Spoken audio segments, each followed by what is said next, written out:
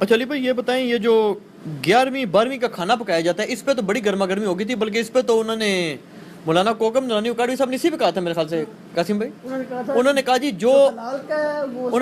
حلال کے ہیں نا وہ اس کو حلال کہتے ہیں، جو حلال کے نہیں ہیں وہ اس کو حلال نہیں کہتے، اس پہ اتنی گرما گرمی ہوگی۔ دیکھیں جی، اس بول ٹی وی کے پروگرام میں 2 جملے انتہائی علماء کی لمحہ فکری ہیں۔ ایک جو اہل حدیث عالم تھے، کیا نام ہے ان کا، خلیل الرحمان جاوید صاحب، خلیل الرحمان جاوید صاحب نے جو بریلویوں کے بارے میں کہا کہ ہندو جو ہیں وہ کھڑا کر کے پوچھتے ہیں اور بیروی لٹا کے پوچھتے ہیں،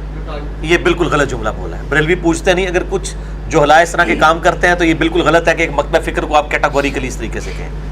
قبروں سے مانگنا غلط ہے، قبر کو پوچھتا ہے یا سجدہ کرنا چند جو حلا کرتے ہیں ان کے علماء یا ان کی کتابیں تو اس کو آن نہیں کرتی ہیں، اور دعوت اسلامی والے میجارٹی ہیں، بتائیں یہ کون سے قبر کو سجدہ کرتے ہیں جا کے،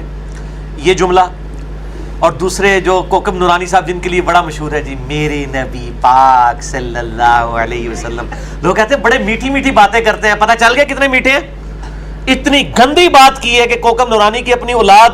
یا اس کی بیوی یہ سنے تو وہ اس کو گھر میں نہ داخل ہونے دے، اور اس وقت بے شرم ہے وہ ڈاکٹر عامر لیاقت یزید،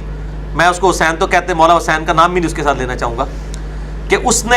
جو ہے نا اس کو ٹوکا بھی نہیں ہے، یہاں اس نے کہا جی خلیل صاحب میرے کہنے پہ معافی مانگ دینا بھائی، کوکب نورانی سے کیوں نہیں معافی منگوائی؟ بیسیکلی مسئلہ یہ ہے کہ وہ دیکھتا ہے کہ پبلک ڈائنامکس کیا ہے، دونوں نے چھڑلیں چھوڑی ہیں انتہائی،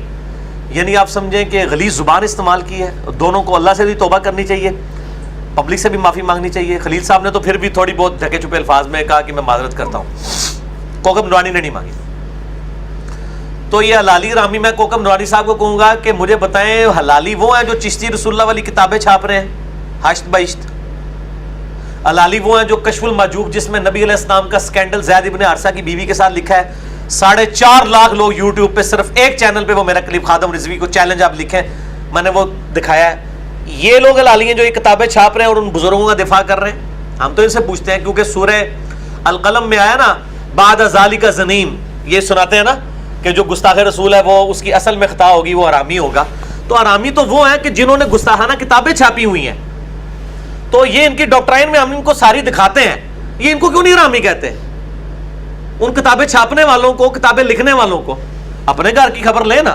تو دوگلی پالیسی انہوں نے کیوں بنائی ہوئی ہے؟ اور مفتی احمد جان خان نعیمی صاحب جال حق کے اندر انہوں نے نبی علیہ السلام کو شکاری کے ساتھ تشبیہ دی ہے نور و بشر والے مسئلے کے اندر،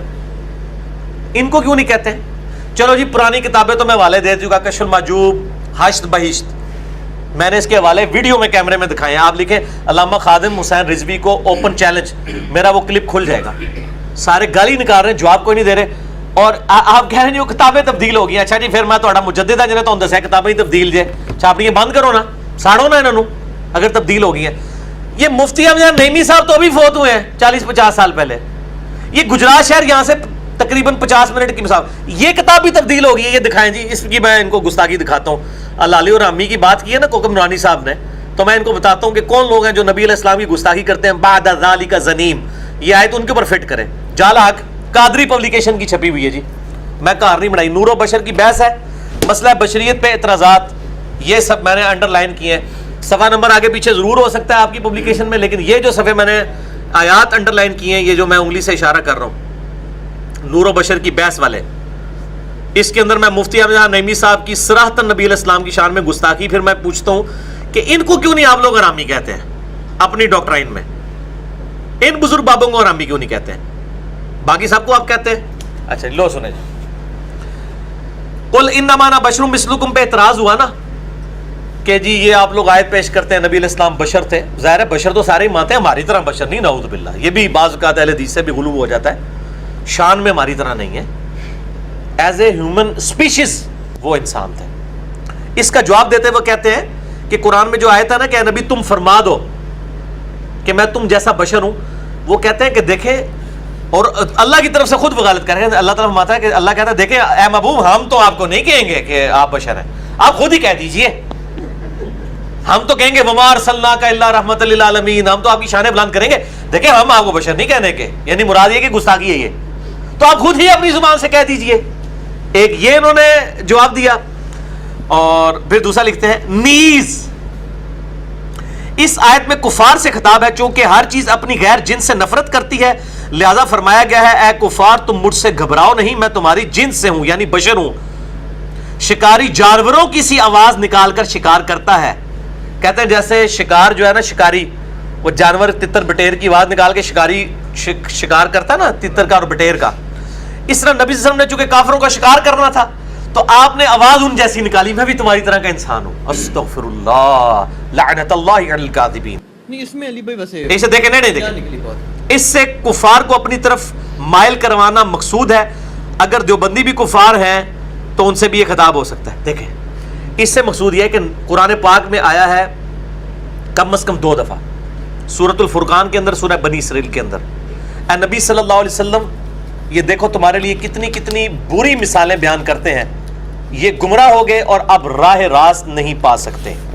یہ سورہ بنی اسرائیل کی آیت بھی ہے، اعوذ باللہ من الشیطان الرجیم، بسم اللہ الرحمن الرحیم، سورہ بنی اسرائیل 48 فرقان 9، انظر کیف ضربوا لک الامثال، اے محبوب بھلا دیکھو تو صحیح یہ تمہارے لیے کیسی کیسی مثالیں بیان کرتے ہیں، فضلوا بس گمراہ ہوئے، فلا یستطیعون سبیلا یہ اب ہدایت نہیں پا سکتے۔ نبی علیہ السلام کے لیے یہ مثال کیوں بیان کی مفتی احمد خان نعیمی نے؟ قرآن میں سورۃ البقرہ میں آیا کہ صحابہ کہتے تھے رائنا یا رسول اللہ، یا رسول اللہ ہماری رعایت کریں۔ یہودی اس کو بگاڑ کے کہتے تھے رائنا، اے ہمارے چرواہے۔ صحابہ کی کیا نیت تھی چرواہا کہنے کی؟ تو اللہ تعالیٰ نے تو کہا کہ اے صحابہ تم لا تقولوا رائنا، تم بھی نہ کہو رائنا بلکہ کہو قولوا انظرنا، اے نبی ہم پر نظر کرم فرمائے یا ہمارا انتظار فرمائے۔ جس الفاظ میں گستاخی ہو، صحابہ کی نیت بھی نہ ہو، اللہ کہتا ہے کہ وہ بیان نہ کرو۔ اور ان کے مفتی صاحب جو احمد سعید کاظمی صاحب ہے نا،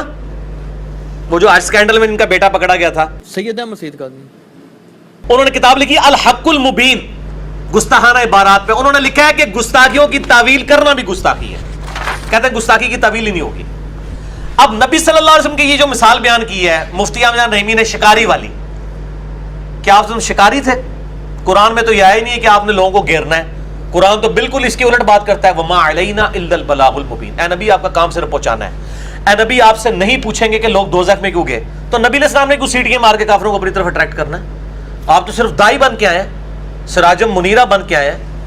مبشر و نذیر بن کے آئے ہیں، آپ کا کام سیٹیاں مار کے لوگوں کو گھیرنا ہے ہی نہیں، نعوذ باللہ۔ تو یہ اس نے نبی علیہ السلام کو شکاری کے ساتھ منسوب کیا۔ یہی جب حفظ الایمان میں عبارت آئی تھی، اس میں تو حمزہ بریلوی نے کفر کا فتویٰ لگایا تھا اشرف تھانوی پہ، جب اس نے کہا تھا کہ نبی علیہ السلام کو بھی چھٹی حص تھی، جس طرح کہ ایک جانور پاگل